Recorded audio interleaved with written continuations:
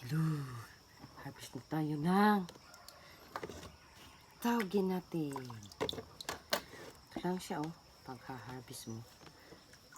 Kailangan mo itong i-check araw, everyday. Tapos ganito lang Yan. Tapos, lagay mo dito sa may tubig. Kababad siya sa tubig. Huwag mong ipakita sa araw to kasi papait ito. Yan. Ito po mag-harvest ng tawgi. After 3 days, mo tinago. Huwag saka maliwanag po kasi papait ito. Kailangan tago. Takpan mo ng mga dapat itakip.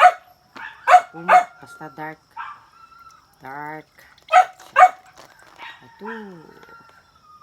Ito siya ganda na after 3 days siya para maganda.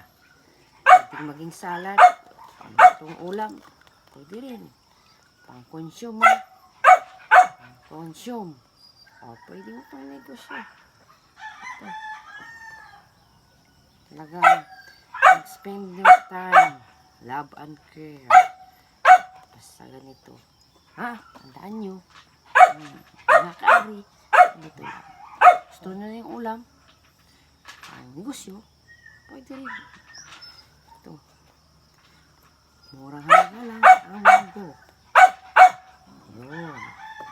Okay, hanggang mamaya.